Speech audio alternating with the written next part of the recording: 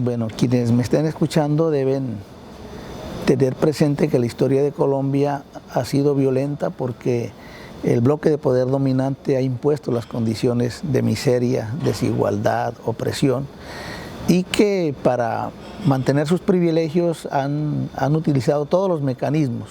Uno de ellos es el instrumento o la maquinaria militar que la utilizan atendiendo a una doctrina que es la doctrina de la seguridad nacional, que es la concepción de la existencia de un enemigo interno. Todo el que levante su voz, haga protesta contra las injusticias de este régimen que se ha caracterizado por ser de terror, entonces tiene un tratamiento militarista, tiene un tratamiento represivo. Entonces esa concepción nosotros creemos que debe cambiar, es lo que ha cobijado durante muchas décadas el comportamiento, la actuación de la fuerza pública en Colombia, pero la actuación de la fuerza pública dirigida por el bloque de poder dominante. No se trata de una concepción que está arraigada solo en ese actor armado, en ese instrumento armado, sino que es una concepción política de quienes dirigen el poder en Colombia. Entonces eso tiene que cambiar si queremos que verdaderamente haya reconciliación. Y ahí también está otro elemento de la dejación. La dejación implica que hay que desarticular, porque ha sido un efecto de la doctrina contrainsurgente, la existencia de los grupos paramilitares. Y de alguna manera hay que colocar la dimensión de la fuerza pública y su presupuesto digamos, a un parámetro que coincida ya con un país que está en paz, y esos recursos que queden liberados por efecto del acuerdo final del Tratado de Paz deben dedicarse a la inversión social y en específico o de manera muy especial al resarcimiento de las víctimas de la confrontación. El Acuerdo General de La Habana, en el punto 3, fin del conflicto, numeral 2, no dice dejación de las armas de las FARC. Lo que se lee textualmente, sin ambigüedades, es dejación de las armas, siendo obvio que cualesquiera sean sus implicaciones, tocan con las dos partes contendientes. Dentro de nuestra visión, este asunto, que requerirá de una larga tregua e implementación de acuerdos, significa la no utilización de las armas para hacer política. Esto es válido para la guerrilla y para el Estado. Me preguntaba sobre en qué consiste el proceso de dejación de armas. Y quiero precisar que en la agenda está redactado así, de esa manera, que no va dirigida para ninguna de las partes en particular, sino que implica un compromiso mutuo. Nosotros de manera sencilla hemos dicho que dejación de armas no es entrega de armas, ni destrucción de armas. Es sacar las armas de su uso en política, y eso es un deber que se le impondría por efectos del acuerdo tanto a la insurgencia como al gobierno. Esto nosotros lo consideramos en concomitancia con la implementación.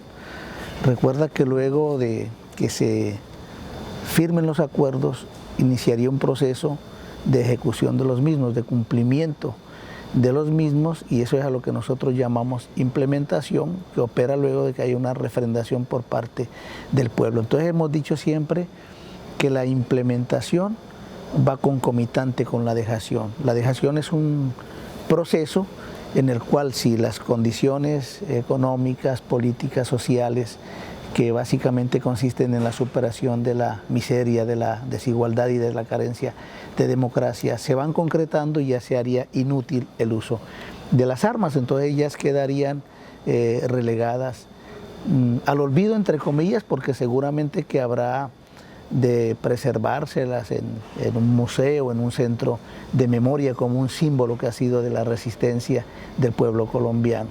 Pero la implementación también va de la mano concomitantemente con la creación de los territorios de paz. Precisamente en el día de hoy hemos lanzado la propuesta de la creación de los territorios especiales de paz, Terra Paz, que son escenarios geográficos que están definidos por el arraigo histórico que tiene la organización, tomando en cuenta la estructura de los bloques y frentes que existe en las FAREP.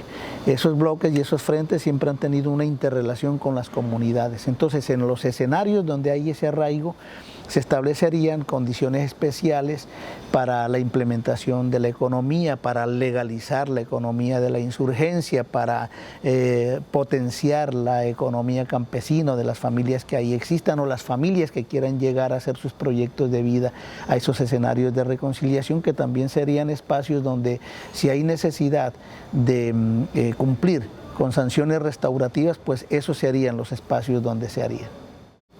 Cuando me preguntan sobre el papel de Colombia en el contexto latinoamericano, y nos referimos al papel político, al papel económico, al papel que tiene que ver con la idea de la integración, desafortunadamente la respuesta es negativa, porque desde librada la independencia y luego del asesinato del Libertador, la doctrina que opera es la del santanderismo, donde la unidad se ha lanzado al cesto de la basura.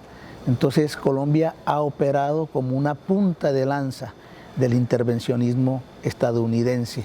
Por eso ustedes ven que en Colombia existen 7 bases militares, si es que no son más.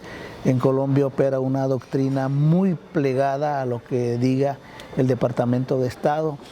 Desde Washington es donde se lanzan las políticas económicas, las políticas restringidas sociales y la conducción del país. Colombia es un país definitivamente intervenido. Este es un asunto que habría que resolverse, y entonces ese ha sido el papel hasta ahora. Nosotros, cuando hablamos de concepción de la doctrina militar, cuando hablamos de que hay que asumir una doctrina bolivariana, estamos diciendo que hay que asumir la doctrina de la integración continental, de la integración de nuestra América. Colombia siempre ha operado en contravía de eso, y de ahí que sea también un factor de perturbación, de injerencia dentro de la política de la República Bolivariana de Venezuela.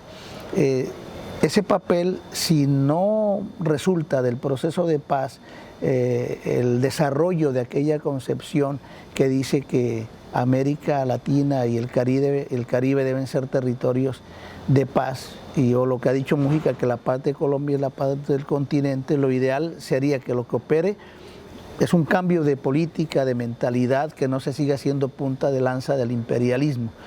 Eso es bastante complicado, dificultoso. Fíjate tú, Argentina de alguna forma estaba jugándole a la integración, luego de superar el menemismo, luego de superar algunas tendencias del mismo peronismo que se pliegan a la doctrina estadounidense. Me parece que con la elección del nuevo presidente eso está complicado. El hombre apenas va entrando y ya está lanzando diatribas y amenazas contra la política interna de Venezuela. Creemos que eso oscurece un poco el panorama de los avances o de esa ola de progresismo que había venido arraigándose en América Latina, y de lo cual hay expresión concreta en gobiernos como el de Evo Morales o de Rafael Correa y otros en el continente. Entonces aspiremos a que lo que no se produzca sea como un fortalecimiento de esa derechización de la política en América Latina, o de esa profundización del neoliberalismo, que es lo que se ve venir con el respaldo que el nuevo presidente de Argentina le está dando a la Alianza Pacífica. Entonces yo pienso que en este momento, en el caso del pueblo argentino, ahí hay mucha experiencia de lucha, hay experiencias dolorosas con la dictadura, pero también hay una vocación de democracia muy grande, hay unas reservas democráticas inmensas que tienen que persistir en la organización popular, que tienen que, ojalá, coadyuvar al máximo en darle respaldo a los progresos que se han logrado en Venezuela y otras partes del continente, y ojalá también un respaldo al proceso de paz en Colombia. Pero sobre todo la organización para mantener las conquistas que de una u otra forma ha alcanzado la lucha callejera, ha alcanzado la lucha universitaria, ha alcanzado la lucha de los trabajadores en esta patria hermosa que es Argentina. A veces aquel principio precioso que es el internacionalismo proletario se ve opacado por la complicidad del capitalismo. Los capitalistas se alían y meten su brazo fuerte con militarismo exacerbado cuando algún proyecto que vislumbre democracia comienza a aparecer en el horizonte. En Colombia pues no ha sido la excepción. Aquí el terrorismo de Estado se ha ensañado de manera pertinaz y en eso el imperialismo, específicamente los Estados Unidos, tienen una responsabilidad fundamental.